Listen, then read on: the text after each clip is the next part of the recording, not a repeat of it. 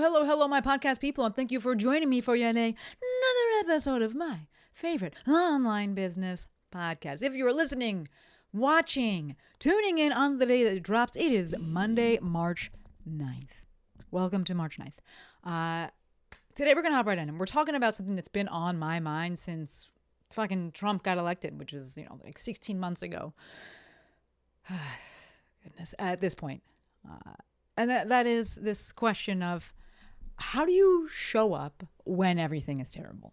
How do you sell your stuff when the world is on fire? Right? How do you post on Instagram about your business when people are getting kidnapped and killed in the streets? And admittedly, I stopped posting. Right? I'm still not back to posting, not even close to how I used to post. I posted every day. I posted like 3 times in February. Right? And I'm okay with that. I'm okay with that pause. Right? And I am definitely envious of people who don't have to run their own business right now, especially their own online business right now, particularly their own online business right now. And I want to use that as a jumping off point, right? And get right into the episode. And then we'll do some biz updates at the end. My outline is going crazy here. But running your business, right, that segue here of running your business, especially, running an online business, but running your own business is very different than working for someone else. And I don't say this in a hierarchical way. I don't say this in a better than, worse than, supremacy way, a comparison way. I am saying this in the way that you can't just say, I'm just doing my job. And as I'm saying that, I know that these fucking ICE agents are going to be like, I'm just doing my job. No, that is not what I'm talking about. I'm talking about the level of accountability and the direct level of accountability that exists when you are the business, when you own the business, right? You are, as the business owner, you are directly accountable for the good and the bad, the good and the harm. You make the decisions, right? And this is not about shitting on employees or you being an employee if you are an employee, right? But as an employee could work for not a great company, but be doing really good things, and you can rest and go to bed at night and look yourself in the mirror and be like, I'm helping out, I'm doing good things. The company's kind of shitty and they have some shitty things that they're doing over here, but what I'm doing is helpful and is good. You as the business owner, you can't fucking do that because you're the whole business. You're the whole company. And there is a heaviness to that. You can't just be like, well, what I'm doing is helpful if what you're doing is not helpful, if there is harm there. Right? And there's a heaviness to that. And you're sitting with that and being like, if I'm posting and doing this, am I creating harm? Am I doing harm? What? We sit with that as the business owner, right? Pair this with the fact that it is the online space. And when you're in the online space, it is so easy to see everything. You see all the bad stuff. And you also see the people that are being silent. I'm out and I've spoken out about this. You got a platform, use your fucking platform. Right? I have spoken up about this. But it's so easy to see the people that aren't speaking out. And that creates a grief, a loneliness inside of you as well. Right? You have that heaviness of fuck, I'm weighing every day, is what I'm doing bad? Is it creating harm? And then you see this person over here and you're like, they don't even fucking doing nothing. And that's frustrating as fuck. Right? A shout out to the people who have been showing up and speaking up, especially the folks that have been doing that since day one. And I'm thinking about Dr. J-Pop and UC, Dr. Uchenna Osai, Molly Galbraith. Right? You can put her in there as well. The new folks, Katie St. Clair, goddamn, Beth Farraco. These women are on fire. They are killing it. I love how they are showing up. Men, where the fuck are you? Stop being little bitches. Use your voice and use your fucking platform. That shit drives me crazy. I will say that K-Star actually did a post the other day about Epstein, and I was like, good job. I texted him, and I was like, good fucking job. And you know who else has spoken up since minute number 1? My guy JoJo. Jojo, I know you're watching this. Love you. Thank you. Since minute number 1, this man be saying something, and he says it in his own way. And when I say he says it in his own way, I don't mean some cryptic shit. I mean that he's funny, and it is a comic book reference. Side note, Joe and comic books, both woke as fuck. So, thank you to JoJo. Thank you to the comic books. The rest of y'all, please do better. All right, men, step up. But I think we are entering a time, speaking of stepping up, where people are stepping up. And I think that this can actually exacerbate that feeling, that underlying feeling of what's the point? Because now you're super aware. You're aware of the things, you've spoken out about the things, and then you're like, what the fuck? Like, things are really bad. I'm so aware of this. Like, does my little business, like, how do I go and like, it feels like hawk my wares when this is going on and I'm aware of it and I'm speaking out about it. Right? And I will say, fuck yeah, you're woke. That's what woke is. And it's a great thing. I will take this to the grave. I know it. I will never stop being pissed and annoyed and just fucking upset and angry about how the word woke has been co-opted by white people. Fuck anyone who uses it in a negative way. It's crazy to me. It is crazy to me. And of all this other time, it enrages me. Right? So yes, when your eyes are open and you are woke, it is a logical question to ask, how do I even sell my shit when everything around me is shit? Right? And the answer, folks, is you hold both. Right? And it can be hard as fuck, and I'm going through it with you at the same time. But you hold both. Right? It is a super anticlimactic action item of you just do both. You post about the world, and then you post about your business. Right? And it's not so much, I don't want you to internalize this as a suck it up and do both. It's not about that. Take the time. It is a very niche reference, but if you watched The L Word, there is a line where Jody says, it's not about that. And it's a very niche reference, but every time I say it's not about that, it pops into my head. So I'm sharing that with you. Very niche reference. Maybe you've seen that episode. Either way, she's arguing with Bet, and she's like, it's not about that. But like I was saying, it's not about suck it up and do both. Take the time that you need and the time that you can, right? I've been very fortunate to be able to take quite a bit of time of just pulling back on the business and, leaning on savings and figuring things out. Right? Take the time that you need and the time that you can to feel your feels and process things. Talk to people. Be angry. Grieve. Be frustrated. Go to therapy. Exercise. Drink water. Sleep. Do all the things. Right? You got to let these emotions pass through you, right? You got to be aware of them, let them come up, identify them, sit with them, and let them pass through you and move through you, right? Not because they're not going to come back, because they are. It's just that they cannot stay inside of you. Like, they will literally kill you. So do those things. Take that time. Don't post during that time. And then we move forward from a place of, hey, all of this sucks, and I have to participate in many things in order to stay alive. How do I do the least amount of harm? Right?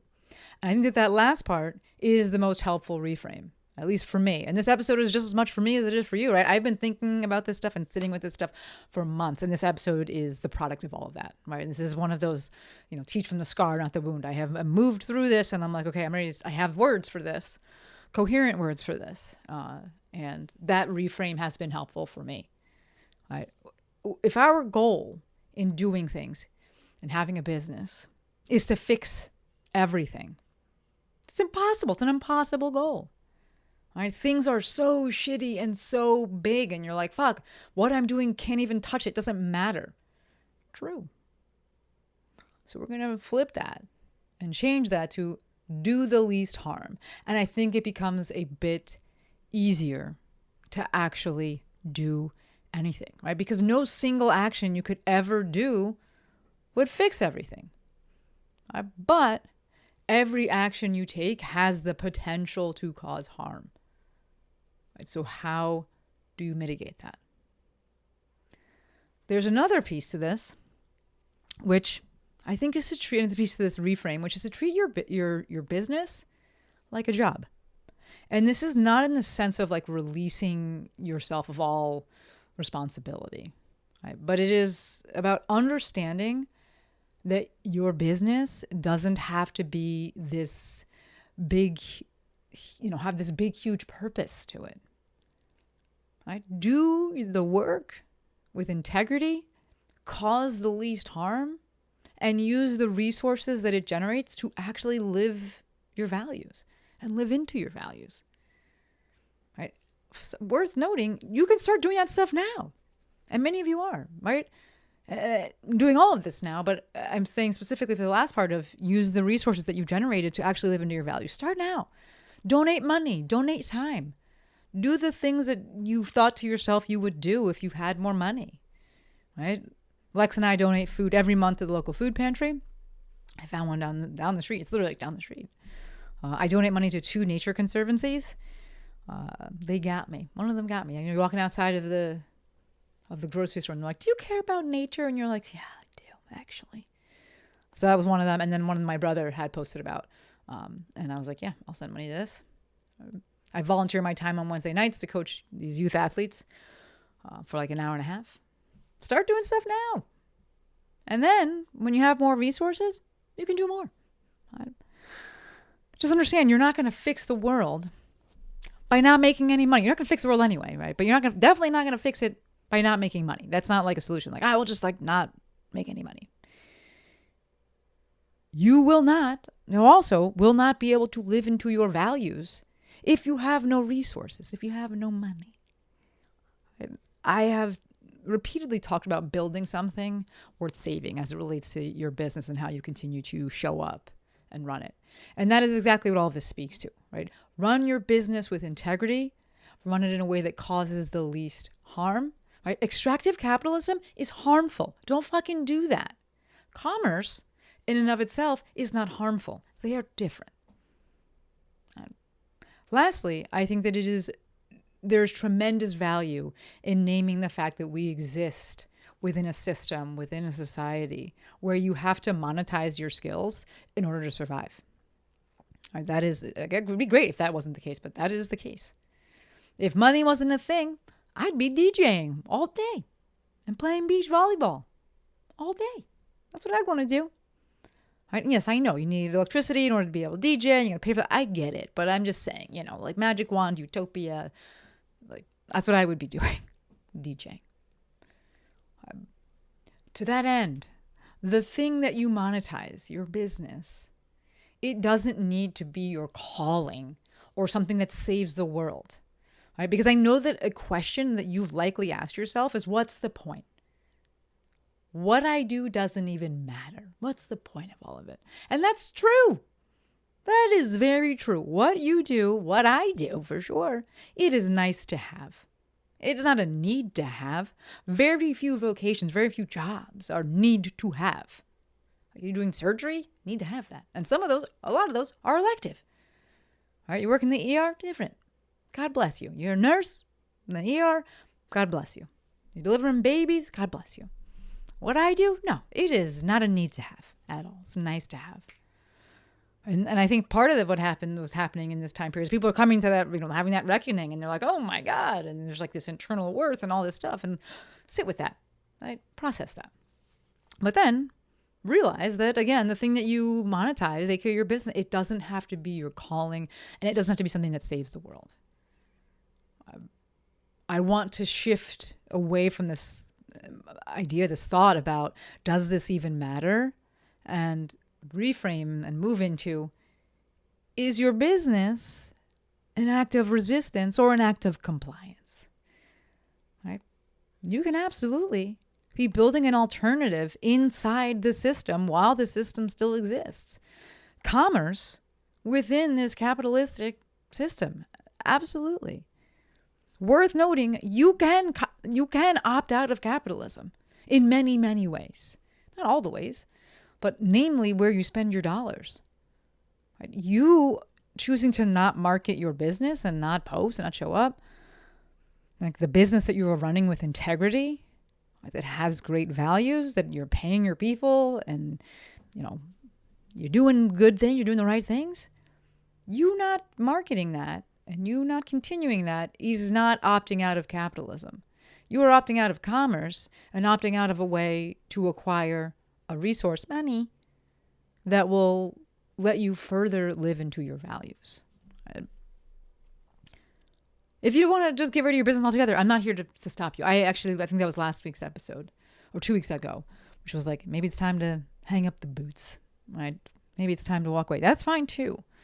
But if you're like, hey, I want to do this thing and I believe in this thing and I enjoy this thing and this is a thing that does bring me this resource and I enjoy it enough, right?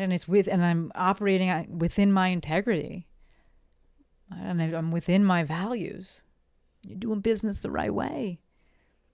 Just not talking about it is not opting out of capitalism. It is not fighting the system. Right? Remember that reframe of it's not does this even matter? It's is this business an act of resistance or an act of compliance?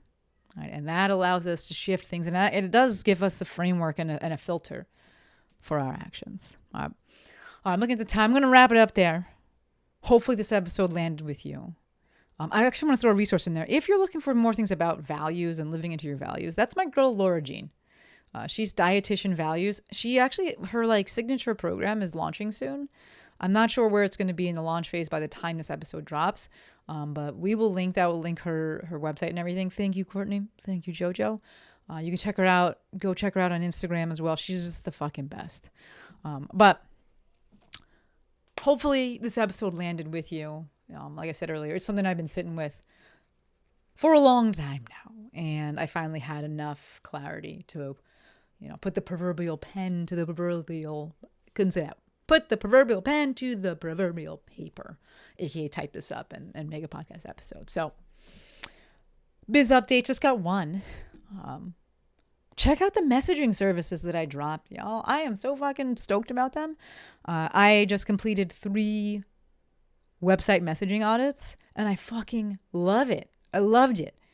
Right? It's what I've been doing for years with my Maestro meetings, but in this case, for the website messaging auditing, it was focused on a central asset, which is the website, which is really nice because it's just like a set thing. But fuck, I love it. I love doing this. I have offers on my website you'll see for sales pages, for auditing the message on the sales page, auditing the messaging on the entire website. I have a messaging meeting where we can meet one-on-one. I have a messaging month. I have like a very short overall messaging diagnostic. There's a bunch of stuff on there, and I probably will build out some different things as well and just kind of rework the copy on it. But it's really fun for me because it's what I've been doing for years. Right? And I get to use this, the superpower that I get to put to use here is my ability to see people and see the person behind the business, behind the brand, and then building messaging around that, which is it's so fun for me. Right? Tactically, that looks like strategic positioning, avatar development. That's a big one. Is who is your avatar? I will help you out with that. What's your niche? I will help you out with that. I can tell you what it is. This is what I've been doing for years. Messaging architecture, and then subsequent to that is copy. I do more what I would call copy consulting as opposed to copywriting. I don't just write it for people. I'll present suggestions, and my favorite thing is that they throw some stuff back at me and we kind of go back and forth, and ultimately ends up being their language, just with my guidance. So like I said before, I fucking love it. Likely going to do a full episode on it. And what am I doing? What all I'm doing with within the messaging realm. But for now, go check out that services page. All the things are linked there. Each offer has its own page and has its own explanation. But if you have any questions, hit me up. There is a contact form, but you've got my number. 310-737-2345. All right. Officially gonna wrap it up there. This was a fun one. As always, my friends, endlessly, one more time, endlessly appreciative for every single one of you. Until next time, friends, Maestro out.